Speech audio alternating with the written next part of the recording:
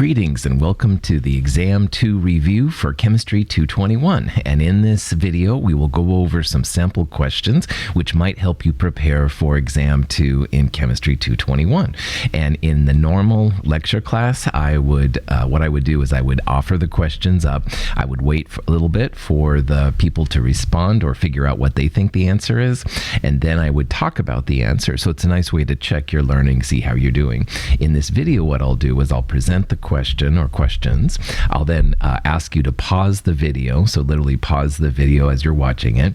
And then when you're ready, you can unpause the video and you can see how the question would be answered. So it's kind of a cool way to test yourself and see what's happening. Every time I do this midterm, it might be a little bit different. So check with me to make sure of all the details. But normally what'll happen in midterm 2 is it'll be over chapters 4 and 5. So chapter 4 was Lewis structures, VSEPR geometry, polarity, stuff like that. Chapter 5 is when we get into then valence bond theory and molecular orbital theory. So that's kind of the material that you'll need to study for this midterm. When you come to the midterm, you can bring your calculator. Now, honestly, this is probably a midterm where you won't use the calculator very much, but you are welcome to bring it. It's kind of nice to have it. You'll need something to write with, like a pencil. You'll bring the exam prep worksheet 2, which is a series of questions followed by the answers, and your goal is to show your work, how you go from the question to the answer. Bring the completed valence bond and molecular orbital theory lab, and also bring a printed copy of the empirical formula lab. This is something we will do after. So yes, there will be a lab afterwards, no big deal. Bring your safety goggles for this one. We're going to deal with some pretty strong chemicals and stuff. So the midterm is usually 12 multiple choice questions and 4 short answer questions covering different materials and concepts that we've studied in chapters 4 and 5. It's about 90 minutes in length, and it shouldn't be a big deal if you've kept up with your studying, all that kind of jazz. When I return the midterm to you, which will probably be the following lab period, there will be a summary sheet. And the summary sheet just kind of says how you're doing in the class as of today. And you should look at this sheet pretty seriously, because make sure that the grades I entered are the grades you actually have. Make sure that if you're missing a lab, you get those turned in, stuff like that. So with all those things said, you should be ready to go. This will be a closed note exam. You can use a periodic table, but I will provide it. You can't use your own. Should be pretty chill. Okay, so without further ado, let's get into the review. And again, I'll ask some questions. You can hit pause once I ask the question, see if you can figure it out on your own, and then unpause it to see what the answer is. So hopefully it's kind of cool. Let's do this. Here's 4 Lewis structures, and one of the following is not correct. See if you can figure out which one of the structures is not correct.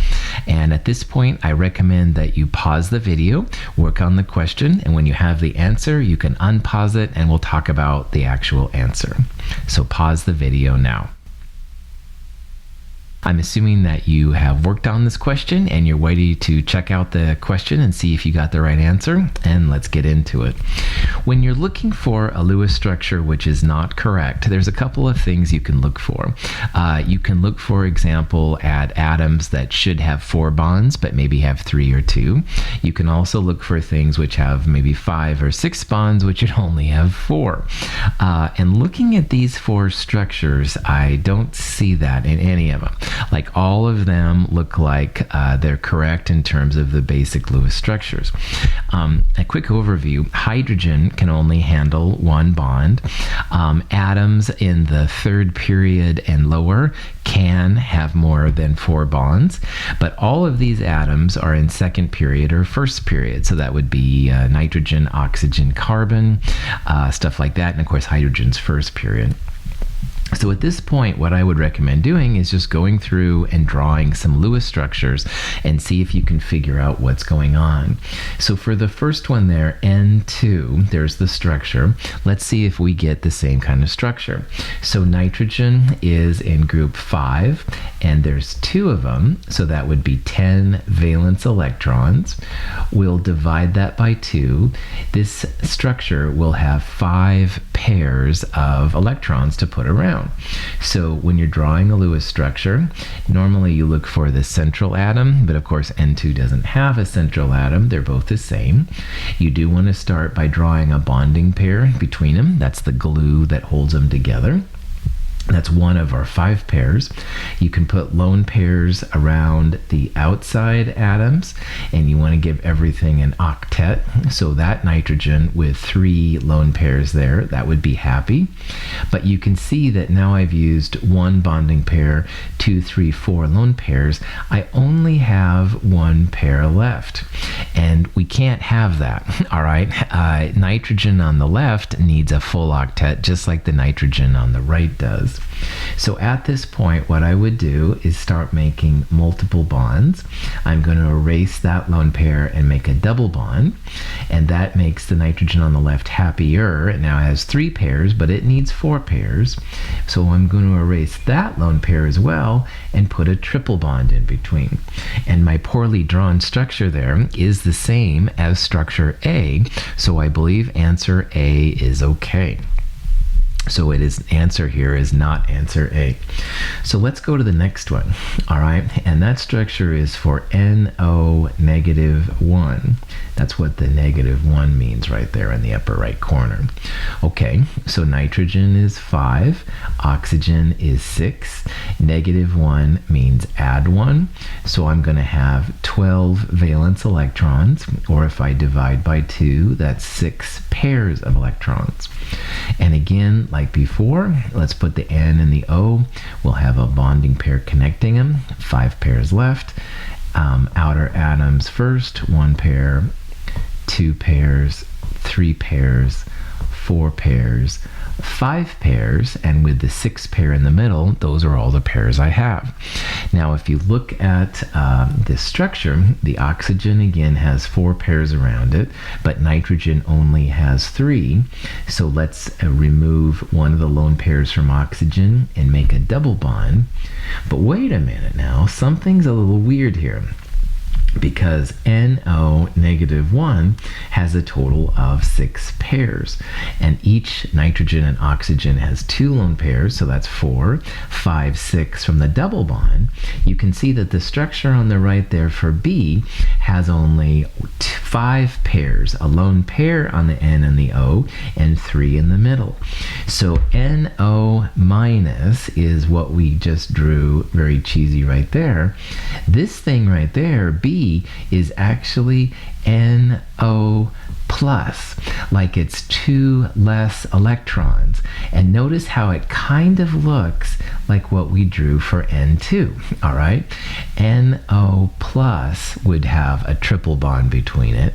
NO negative would only have a double bond. So there's a problem with structure B. It's not NO minus, it's NO plus. You have too many electrons if it's a negative ion. If it's a positive ion, you're okay. If you do the same kind of thing with HCN on C and CO on D, you'll find that both of those structures are okay. It's only B here which is messed up. It's on a negative charge, it's actually a positive charge. Here's another problem where there's 4 structures, and the goal is to find out which one is not a correct Lewis structure. And like before, what I would recommend is you go through and see if you can solve this problem on your own first. Pause the video, and then you can work on it, and when you're ready, unpause it. So at this point, why don't you pause the video and start working on the problem. I'm going to assume that you've worked on it and you're ready to look at the answer and stuff, which is fantastic. So again, one of those 4 structures down there is not correct. And again, there's several different ways to do it. You could go through like we did on the last problem and just actually start drawing Lewis structures and seeing if the structure that you draw is the same as the one that you actually see. But this one is actually a little bit different. Remember that elements in the first and second periods will never have more than 4 bonds. Hydrogen will only have 1 bond, and nitrogen, oxygen, things like that will have only 4. And if you look at D down there, the central atom, nitrogen, has a triple bond on one side and a double bond on the other. So that's 5 pairs of electrons total. And nitrogen is incapable of making more than 4 bonds around the central atom. So definitely answer D here is incorrect. Anything in period 2, which is carbon, nitrogen, oxygen, fluorine, etc., they can only make up to 4 bonds. They cannot make 5 bonds. Phosphorus, which is right below nitrogen, could make 5 bonds. Things in the 3rd period and lower can make more than 4 bonds. But when you're nitrogen, when you're carbon, oxygen, you can only make 4 bonds. Answer D is not going to fly. In this problem, I want you to determine the formal charge of the 3 atoms with the arrows next to them. So the oxygen on the left, the carbon in the middle, and the oxygen on the right. And one of those answers is correct. So at this point, why don't you pause the video? You can work on the problem, and when you're ready, you can unpause it and hear the answer. Pause the video now. Okay, I'm going to assume that you worked on the problem and you're ready to hear the answer, so let's start seeing it. So the formula for formal charge, and there's different versions you can use, formal charge equals group number minus number of bonds minus lone pair electrons is the one that I like to use the most. So for the oxygen on the left-hand side with the double bond, the group number is 6. It has 2 bonds, that's what a double bond is, and it has 4 lone pair electrons, so it looks like that formal charge is going to be 0. Okay? The carbon in the middle, carbon is group 4. That carbon has a double and 2 singles, so that's 4 bonds, and it has no lone pair electrons, so that formal charge is going to be 0. And then on the far right, that oxygen with a single bond, oxygen group 6, it has 1 bond connected to it, and it has 6 lone pair electrons. So that formal charge is going to be -1.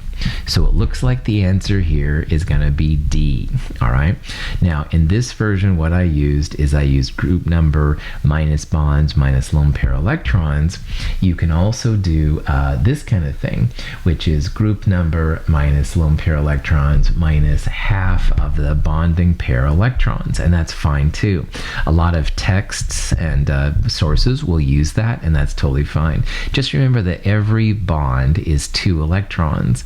So instead of having, say, 1/2 of 4, I use just 2 for the oxygen on the left.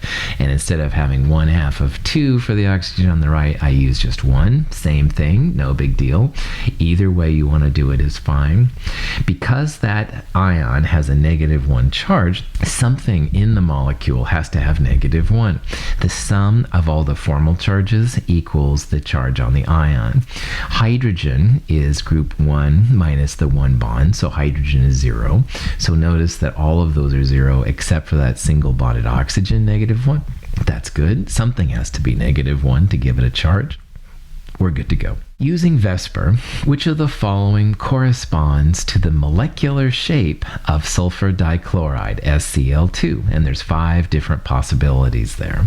So for this problem, what I would do is I would draw the Lewis structure and then analyze the Lewis structure for first the electron pair geometry and then, of course, the molecular shape or molecular geometry. So start working on it. I recommend you pause the video, and when you're done, you can unpause it, listen to the answer, pause the video now. Okay, I'm going to assume that you've worked on the problem and you're ready to hear the answer, so let's check it out. So in a Lewis structure, first count up the valence electrons. Sulfur is group 6. There are 2 chlorines with 7 each, chlorines in group 7. So 14 plus 6, that's 20 valence electrons, or if you divide by 2, 10 pairs. The middle atom is usually the first atom listed. It's always the atom of lowest electronegativity. Chlorine is one of the higher ones, so it's not going to go there. I'll put the Cl's on both the left and the right. I'll connect them with a bonding pair. That's 2 of my 10 pairs, so I have 8 pairs left. I'll put lone pairs around the outside atoms first, so both of the chlorines are happy. And if I have any left over, and I do, I'll put them on the middle atom. Sulfur here is going to have 2 lone pairs. So sulfur is going to be the key to figuring out this problem. Sulfur has 2 lone pairs and 2 bonding pairs. The electron pair geometry for a 4-cloud system like this one is going to be tetrahedral. But because we're looking not for the electron pair geometry, but the molecular geometry, if something has 2 atoms and 2 lone pairs, if you look in the Geometry and Polarity Guide or online, this is what they refer to as bent. So this is going to have answer B. Bent is what it means in sulfur right here when there's 2 bonds. The angle is about 109 degrees. Remember, molecular shape and molecular geometry are the same thing, just different ways of saying it. VSEPR stands for valence shell electron pair repulsion theory. Cool. Based on VSEPR, which of the following corresponds to the molecular shape, aka molecular geometry, of the IF2-1 ion? And there's 5 different possibilities there. So molecular shape again means molecular geometry, and one of those 5 will represent it.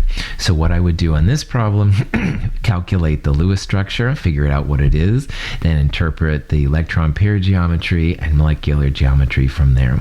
So I recommend at this point you pause the video, you can work on it, and when you're ready to hear the answer, unpause the video. Pause your video now. I'm assuming you've worked on the problem and you want to hear how this all works out, so let's get right into it. So IF2-1, got to count those valence electrons.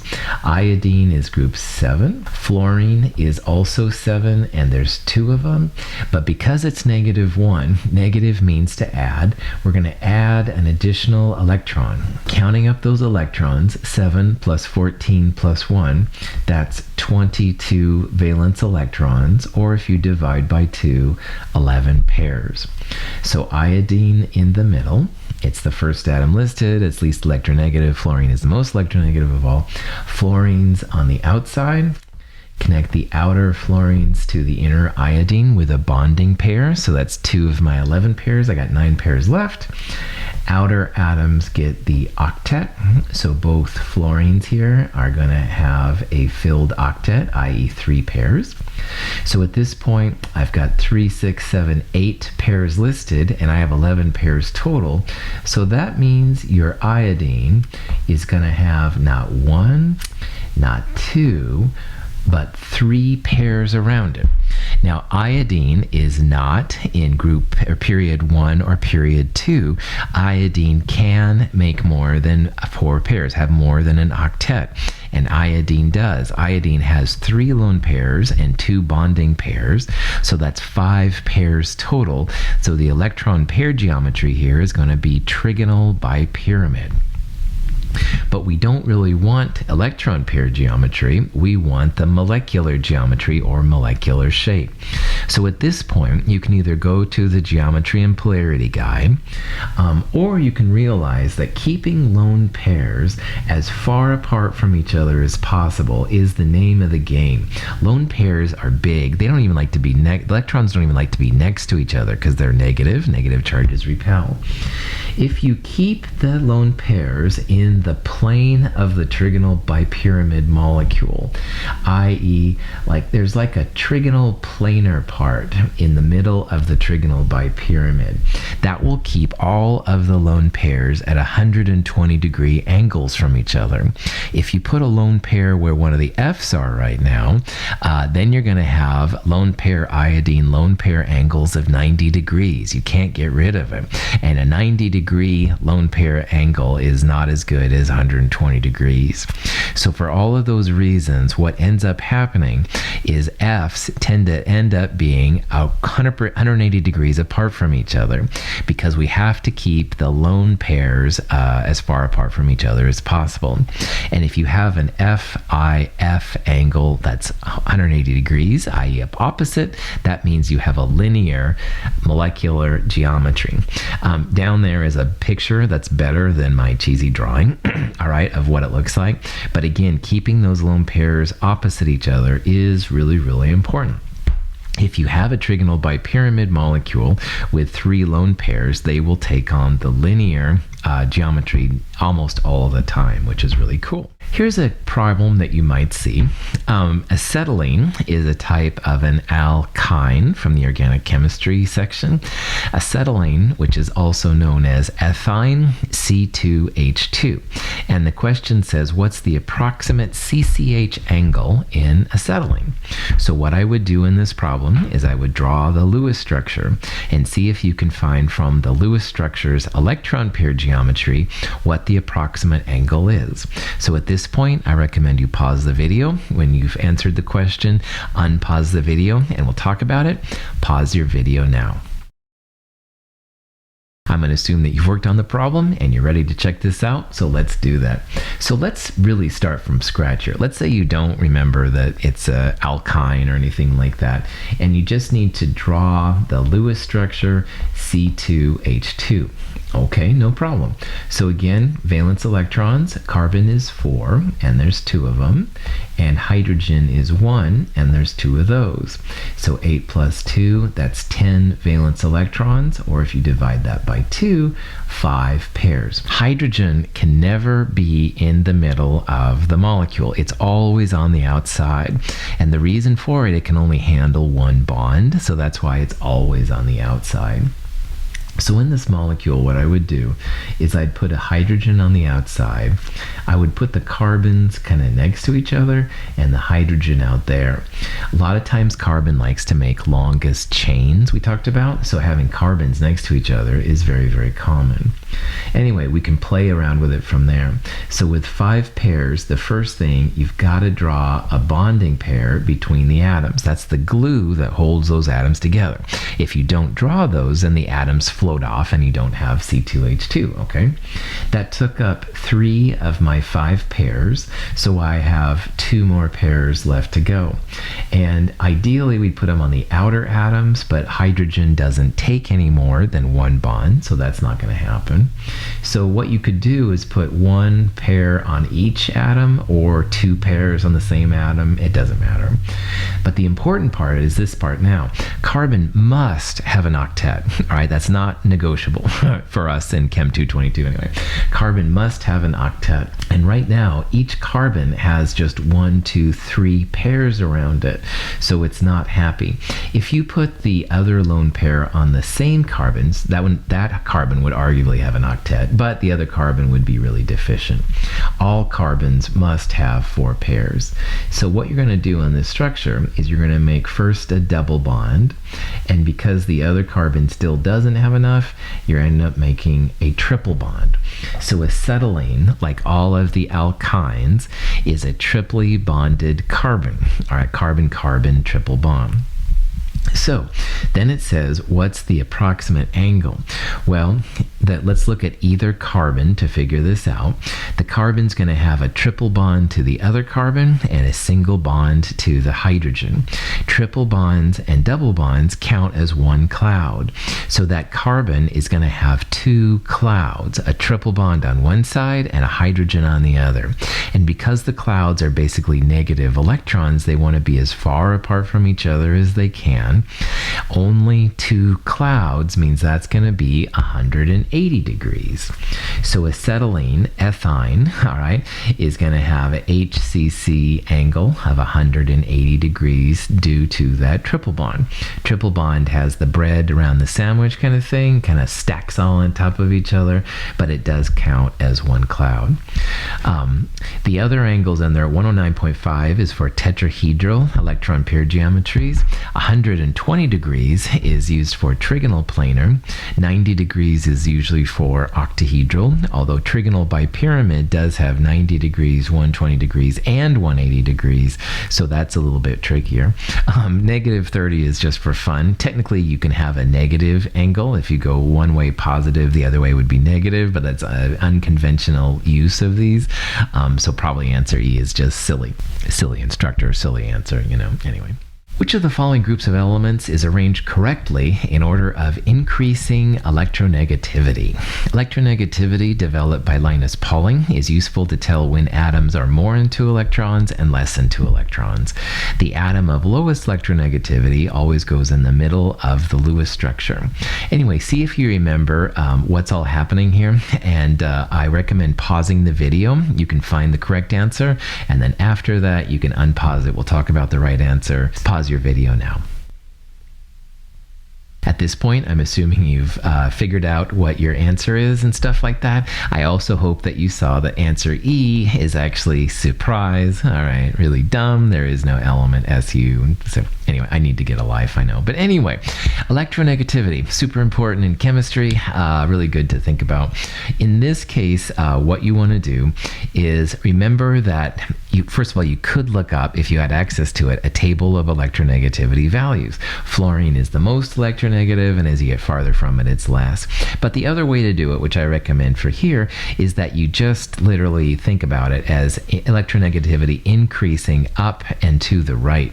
So of the elements listed, you want to follow them on the periodic table. Start with the lowest left-hand corner and work your way to the upper right-hand corner of the periodic table. And if you do that, magnesium is certainly a metal, so that's way over on the left-hand side compared to the other three. Then if you go to the right, you'll end up at phosphorus. Then you go up to nitrogen, and finally up to fluorine, the most electronegative of all. Answer A here would be the best answer. Answer A definitely shows electronegativity increasing up and to the right, which is what we'd expect. And remember that fluorine is the most electronegative of all. So if there's fluorine's ever a chance, fluorine has to be the most electronegative answer. Cool. What is the carbon-oxygen bond order in formaldehyde, CH2O? Formaldehyde is the simplest of the aldehydes from organic chemistry, so this would be a good kind of question to ask. If you remember about aldehydes, this may be an easy question for you, but if you don't, draw out the Lewis structure and see if you can tell what the carbon-oxygen bond order is. At this point, I recommend pausing the video. You can work on the question, and when you're ready, you can unpause the video. We'll talk about the answer. Pause your video now. I'm going to assume that you've worked on this question and you're ready to see what the answer is. Fantastic. So if you know what formaldehyde is, this should be pretty chill. But if you don't know, and that's totally fine, always start by, yes, you named it, drawing the Lewis structure, which we're going to do over and over and over again. So starting with the Lewis structure with the valence electrons, carbon is 4, hydrogen is 1, and there's 2 of them, plus 6 for the oxygen. So 4 plus 2 plus 6, that's 12 valence electrons, or 6 pairs. Now, hydrogen cannot go in the middle, and so what I would try to do here is start by writing something like this, where you have carbon in the middle. Carbon is happier being in the middle than anything. Oxygen can be in the middle, but it's not as happy doing it. And now what I've done here is I've used up 3 of my pairs to make the bonding pairs between them. We have 6 6 pairs left. Initially, it looks like oxygen will have 3 pairs around it to give it an octet, but again, carbon needs to have an octet, 4 pairs. So when all is said and done, you're going to make a double bond between the carbon and the oxygen. And like all of the aldehydes and ketones for that matter, with the carbonyl, carbon-oxygen double bond is really common. Now, bond order usually just means number of bonds between the atoms. So the carbon-hydrogen bond order would be 1 because it's a single bond. But in this molecule, carbon-oxygen is a double bond, bond order 2. So anytime you have a double bond, bond order 2, good to go. What is the average carbon-oxygen bond order in the formate ion, HCO2 minus 1? So this is another bond order question, but this time it's about average bond order. So at this point, what I would do is see if you can answer this question, pause the video, work on it, and when you're ready, you can unpause it. We'll talk about the answer. Pause the video now. I'm going to assume that you've tried the problem and you're ready to listen to the answer, so let's get into it. The formate ion, HCO2 minus 1, is a little bit strange at first to draw, but you kind of need to do the Lewis structure for the formate ion unless you remember what it is. So when you add up the valence electrons, hydrogen is 1, carbon is 4, oxygen 6, and there's 2 of them, plus an additional -1 for the -1 charge, you're going to have 1 plus 4 plus 12 plus 1. That's 18 electrons or 9 pairs around the central atom. And like we saw earlier, I would recommend trying to put carbon in the middle. Carbon is a good central atom, you're going to see. Oxygen, not as good as the other one. Now, I'm going to skip to the punchline here. When you draw this out, one of the oxygens will be double bonded, and the other oxygen will have a single bond. And so this molecule with a -1 charge is the formate ion. And you can check, count up the number of pairs. 1, 2, 3, 4, 5, 6, 7, 8, 9. 9 pairs, we're good to go. What we can see now is that you've got a double bond O and a single bond O. And at first, it looks like you'd have a bond order of 2 when it's a double bond O and a bond order of 1 when it's a single bond. But notice how it says average. This is a molecule that resonates. You don't have to draw the double bond below. Like you could just as well have the double bond to the other oxygen. You'd have a single bond down there, you'd still have your hydrogen. This is an example of what it means when something resonates. Sometimes people will draw little double-sided arrows like that. Sorry, my drawing is really cheesy on this thing. But anyway, you don't have a double or a single. You don't have a single or a double. It's a mix or a hybrid or an average of the two. So if it resonates, you take the total number of bonds that are resonating and you divide them by the number of places they can go. So because we have a double and a single bond, that means there's going to be 3 bonds that are involved in resonating. And those 3 bonds can go 2 different places. This is going to be a bond order of 1.5. And there's a little picture showing in better detail than my cheesy picture that it does resonate. The double bond O is initially on the top in that little picture, and then it moves to the right. And it goes back and forth and back and forth and back and forth. So when resonance happens, it's total bonds involved in resonance divided by the number of places they can go, 1.5. Which of the following bonds is the least polar? And there's 5 different possibilities there. AC/DC is a band that I like a lot, so that's really not the answer here. I'm just throwing in for a smile. Anyway, see if you can figure out which of the other 4 really it comes down to. It's not AC/DC, okay? See if you can figure out which one is least polar. We'll talk about it. Pause the video, make your final answer, and then unpause it. We'll talk about the answer. Pause your video now. Okay, at this point, I'm assuming you've worked on the problem and you want to hear what the answer is, so let's get into it.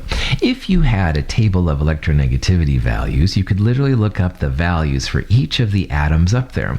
And the difference in electronegativities, the delta chi, the smaller delta chi would be the least polar. Similar, the biggest delta chi would be the most polar. We don't really have a table like that here on this problem. So the next thing you can do is you can literally go through and pick the two atoms which are closest to each other on the periodic table. And usually that's enough then to tell which one is least polar. So B, C, N, O, and F are all on the second period. And you can probably see that B, C are closest to each other, right? N is next, O is next, and F is farthest away. So B, C is probably going to be the least polar bond. B, F, the atoms which are farthest apart, would be the most polar. All right, you can kind of use that as a rough guide because generally electronegativity increases up and to the right. So you'd have the smallest difference in electronegativity, with the ones that are closest on the periodic table. In the last problem, we looked at the polarity of a bond. In this problem, we're looking for molecular polarity. And in the list below, only one of those molecules is polar. See if you can figure out which one it is. And at this point, I recommend that you pause the video, unpause it when you're ready to talk about it and hear the answer. Pause your video now. Okay, at this point, I'm assuming that you've tried the problem and you want to see what the answer is. So without further ado, let's get into it. If you have two atoms coming together, most of the time, as long as the atoms are different, it will be a polar bond. Like the difference in electronegativity is usually something. However, if the molecule is symmetric, which means that everything around the molecule is connected to the same kind of bond, then the molecule can be nonpolar. And that's what's happening on a lot of these. So for these, first of all, E is not a molecule at all. That's an atom. Right? It's an element on the periodic table. So the answer can't be E. It's not a molecule. All right. But when it comes to A through D, those are all arguably molecules because you have at least two atoms coming together. So what I would do here is just write out the Lewis structures and see what's going on. When you do that, only one of them is polar. And here are the four relevant Lewis structures. So let's go through them. BCl3 on the middle right there. Boron is completely surrounded by chlorine. Chlorine is pulling equally in all directions, so they'll cancel out. BCl3 is what I called a symmetric molecule because everything around it is just the same. That one's going to be nonpolar. And carbon dioxide in the middle lower part of the screen, carbon has a double bond O to the right and a double bond O to the left. Those are equal pulls. I talked about how Schwarzenegger would like pull my arms, but if his clone was pulling, it would be the same thing. Well, oxygen is pretty strong in its electronegative pull relative to carbon, but because the oxygens are pulling equal but opposite, then they cancel out. N2, same kind of thing. Nitrogen pulls, but nitrogen pulling on nitrogen is going to cancel out. Only ClF is going to be a polar molecule. All right, Cl is not as electronegative as fluorine. Fluorine pulls a lot more, so fluorine would be the slightly negative side. Chlorine would probably be the slightly positive side. So because they have a difference in electronegativity and it's not symmetric, that's going to be a polar molecule. Which of the following molecules is most likely to have a dipole moment? All right, a dipole moment is something we talked about in lecture, and it's going to come back here in this problem. Why don't you see if you can work on this problem, and when you're ready, we'll definitely talk about the answer. Pause the video. All right, do the Lewis structures, whatever you need to do, and when you're ready, you can unpause it. We'll talk about it. Pause your video now. So I'm thinking you're ready to talk about this problem. So without further ado, let's get into it. First thing is that answer E is radon, Rn, and radon is an element. So this is not a molecule. Rn is disqualified. Sorry, radon. But the other ones, A through D, those are all molecules. Now the other thing we have to talk about is what the heck is a dipole moment? And believe it or not, polarity is a measurable quantity. They have machines to test polarity. And a dipole moment is a measure as to how polar something is. So this question is basically saying which of the following molecules is polar. All right, that's what it has when it has a dipole moment. So one of the molecules, A through D, is polar, and our goal here is to figure out what it is. So again, you've got to draw out the Lewis structure. Symmetric molecules will be nonpolar, but one of these is not going to be symmetric, i.e. everything around the central atom won't be the same. So when you draw out the Lewis structures, and I'm just going to put them out here, here's the 4 structures. The lower right corner has CH4, carbon surrounded by hydrogens.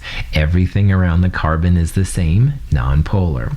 SF6, sulfur hexafluoride, is the next one to the left there, the kind of big one. It's octahedral. But again, everything around the sulfur is the same. And if everything is the same around the central atom, it's nonpolar. If you replaced even one of those fluorines with like chlorine or something, that would make the molecule polar, but SF6 is nonpolar. Same thing for beryllium difluoride. Beryllium has a F on both sides of it. There's nothing else around it, no lone pairs. That one's going to be nonpolar. But nitrogen, most of the time, has a lone pair on it, all right? So nitrogen trifluoride in the lower kind of middle left part there, nitrogen with a lone pair and 3 fluorines, that's not symmetric. All right, everything around the nitrogen is not the same.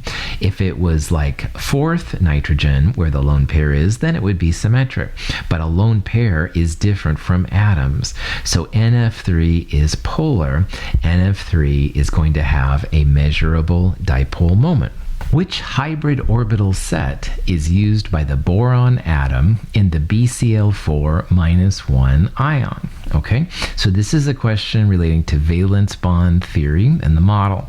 And those terms down there, answers A through E, represent the different possible answers you can have. And it is based on the electron pair geometry. So yes, I would recommend drawing the Lewis structure for BCl4- and then figuring out which of those is correct. At this point, I recommend pausing the video. You can work on the problem, and when you're ready, unpause it, and we'll talk about the answer. Pause the video now. I'm going to assume that you've worked on the problem and you're ready to talk about the answer, so let's get into it. So BCl4-1, boron is an atom that can have less than an octet. It can have just 3. But in this example, boron is going to be the regular kind of atom with a filled octet. And when you draw out the Lewis structure, you'll see that BCl4- is a boron in a tetrahedral environment.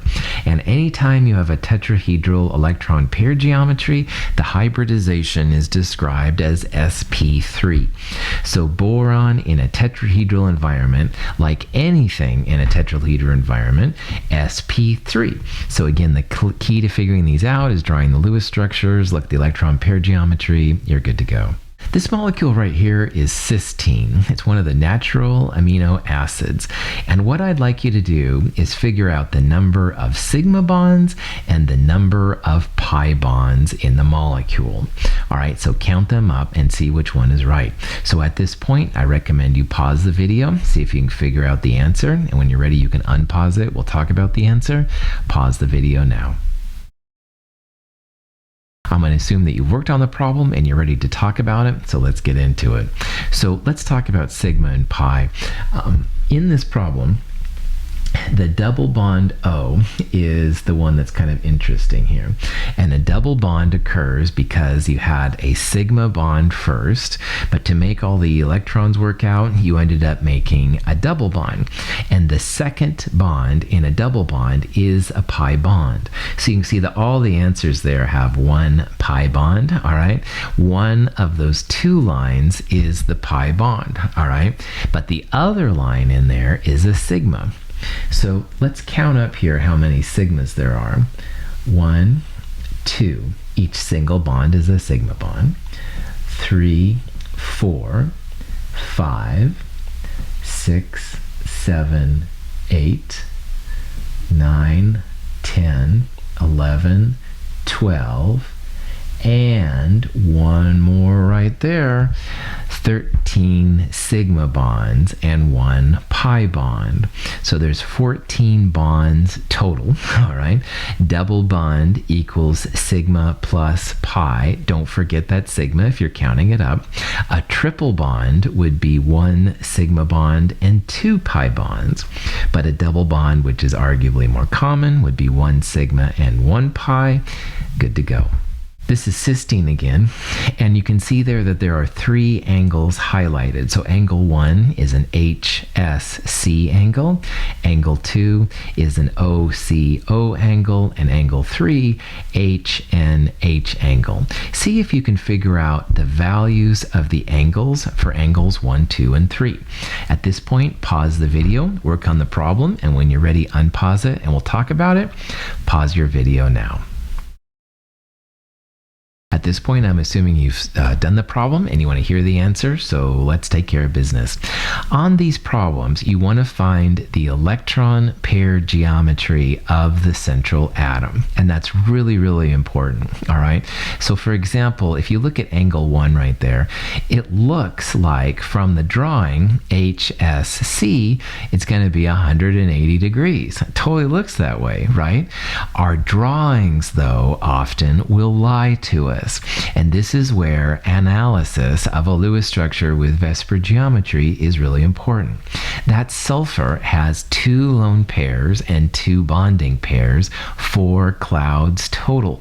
And things that have 4 clouds are not 180 degrees, they're 109 degrees. So angle 1 is 109 degrees, not 180. So if you put down 180, I totally understand, but angle 1 is 109, it's tetrahedral. Our drawings will lie to us. Same thing with 2 and 3. Now in angle 2, that carbon in the middle has a double bond and 2 single bonds, a single bond to the carbon and a single bond to the oxygen.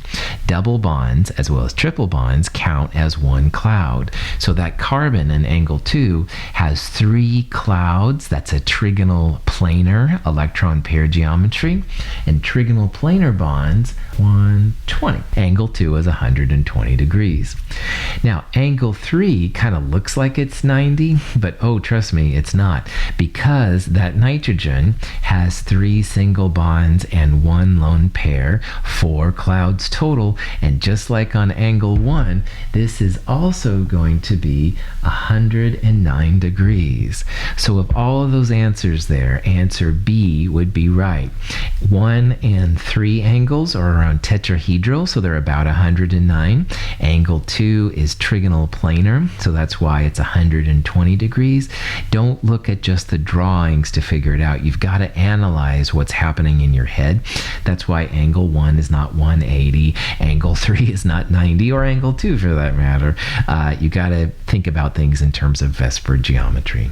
Nitrogen can lose an electron to form N2+. What is the bond order of N2+? Okay, this kind of question could arguably be answered through either a Lewis structure or molecular orbital theory, but for this question, I would like you to do a molecular orbital analysis of N2+. This kind of problem is pretty easy with MO, because you can build neutral N2 and then in this case subtract an electron to see what's going on. Lewis structures, you'd have to use dotted lines and it's not as much fun. So anyway, in this problem, see if you can use molecular orbital theory to figure out what the bond order is of N2+. And I definitely recommend that you pause the video at this point, work on it, and when you've got an answer, you can unpause it and we'll talk about the answer. All right, so pause your video now. I'm going to assume that you've worked on the problem and you're ready to talk about it, so without further ado, let's do this. So in molecular orbital theory, which is the best way to answer this question, when you have nitrogen, you want to use what I called in lecture the 2-1-2-1 pattern, which means the pi 2p orbitals are first, then the sigma 2p, then pi star 2p, and sigma star 2p. Nitrogen is by default 2p3, so So you'd have 3 plus 3, 6 electrons in neutral N2. But in N2 plus, you're going to take away one of those electrons. You'll only have 5 electrons in the 2p. So anyway, when you do this, I've shown a picture here of neutral N2. And neutral N2 has a pattern here of the core electrons, then sigma 2s2, which are those right there, sigma star 2s2, here's the pi 2p4, and finally then on the very top part, sigma 2p2. There's the shorthand notation and the regular version. However, that's for neutral N2, and we want here we want N2 plus 1. We want to remove an electron from the highest occupied molecular orbital, the HOMO. That's going to be this sigma 2p. So right here is the electron configuration for N2 plus. And on the middle diagram, you can think about it like taking out that one. Just cross that one out. There's only a single electron there in N2 plus. So bond order in molecular orbital diagrams, 1/2 bonding minus anti-bonding electrons. The bonding and anti-bonding for the sigma 2s and sigma 2s star cancel out because you have just as many bonding as anti-bonding, so you can just use the top. 1/2 parentheses 5 bonding electrons, no anti-bonding electrons. 2.5 is the bond order for N2 plus. So that's how you figure these things out. Start with a neutral atom. If it's positive, it means take away electrons. If it's negative, you add electrons, and you can find bond order from there. And hopefully you can also see the utility of the shorthand notation. I was unable to find a picture of N2 plus's molecular orbital diagram, and I was a little too lazy, I guess, to draw one myself. So anyway, I've got to cheese it out here. Shorthand notation, awesome! Anyway, instructor's getting too excited, so better go on to the next question. N2 plus, is it diamagnetic or paramagnetic? So remembering this picture we just saw, see if you can answer that. 42, the answer C is of course silly. 42 refers to a book and a movie, Hitchhiker's Guide to the Galaxy, which is another whole story. But anyway, the answer will be either A or B, and you have to use the last diagram to figure that out. Pause the video if you need to, work on it, and when you're ready you can unpause it. We'll talk about the answer. Pause the video now. I'm assuming you've worked on the problem and we can go back into it, so let's do it. N2 plus had a total of 5 bonding electrons. 4 of them were in the pi 2p, and N2 plus had just a single bonding electron in sigma 2p. And that single electron is enough to make the whole molecule paramagnetic. So I've just put in the shorthand notation up here. Core sigma 2s2, sigma star 2s2, those were filled up. Pi 2p4, those are the filled pi 2p's, and then sigma 2p1. And that single electron there is enough to make the whole thing paramagnetic. Neutral N2 had sigma 2p2. That would be a diamagnetic thing, but if there's even one unpaired electron, that's enough to make the whole thing paramagnetic. What is the bond order of the superoxide ion? And superoxide is a weird ion of oxygen. It's O2 minus 1. For this problem, I recommend using molecular orbital theory once again.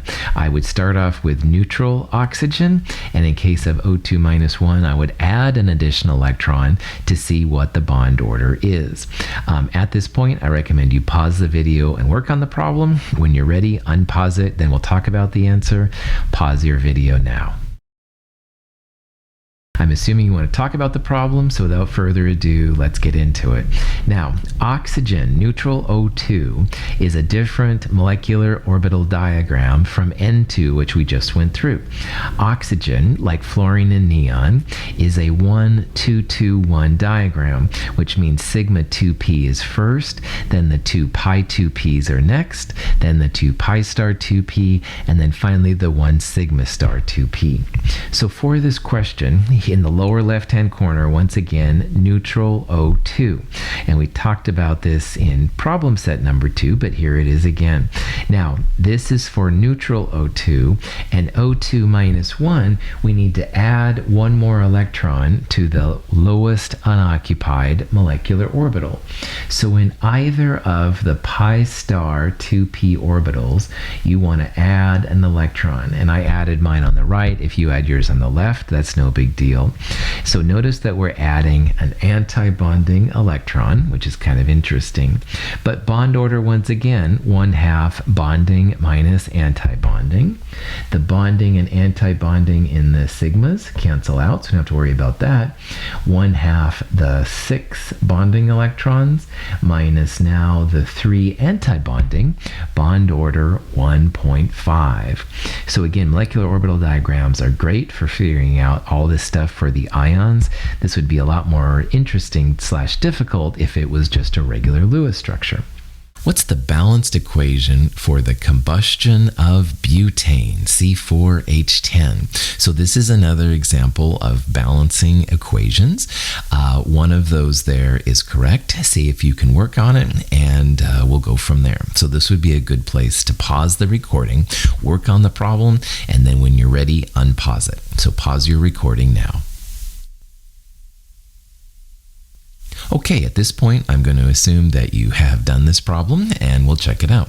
A combustion reaction always has something organic, which in this case is this butane. Organic means carbon and hydrogen usually, sometimes carbon, hydrogen, and oxygen, something like that. And it will react with oxygen, O2, to make CO2 and water.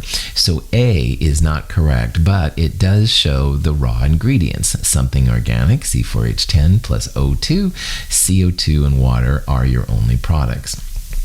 So at this point, what you want to do is you want to start balancing out different things. And like on the last example, I would balance the oxygen last, okay? And that's pretty important. Initially, C4H10, C4, I would put 4 CO2s because 4 C's on the left would balance 4 C's on the right. Water comes in pairs of 2s, so because there are 10 hydrogens in C4H10, I would initially put a 5 in front of the water. And having the 4 and the 5 there would balance the carbon and the hydrogen. But oxygen comes in 2s. It's one of the diatomics. Have no fear of ice clear brew. So on the product side right now, I would have 4 times 2, 8 oxygens from CO2 plus 5 oxygens from the water. That's 13 O's. And for O2, because it comes in pairs, I can't really have an odd number. What I'd like to do is have 13 halves O2, because 13 halves times the 2 of O2 would give me 13 oxygen atoms, which is what I want. However, you don't do that in chemistry. Chemists really hate fractions generally if you can avoid them. So instead of 13 halves, what we can do is multiply this whole thing through by 2. And if you do that, you get 2 C4H10s, and 13 halves times 2 would be 13 O2s. Multiply the other side by 2 as well, so 4 times 2, 8, 5 times 2, 10. Pretty sure answer B is right. Sure enough, it is. So that's what you'd want to do for this kind of thing. Try not to use fractions in your balanced chemical equations. It's bad form usually. And a combustion reaction is something organic plus O2 making CO2 and water, etc., etc. Good to go. Okay, that's the end of the review. I appreciate you being here and trying to go through this material. Very, very cool. If you need more practice on any of this material, you can look at the practice problem sets, the concept guides, the chapter guides, end of the chapter problems, all kinds of materials for you to get more information on how to knock chapters 4 and 5 out, definitely. Good luck with your studying. I wish you the best on your midterm, and have a great day.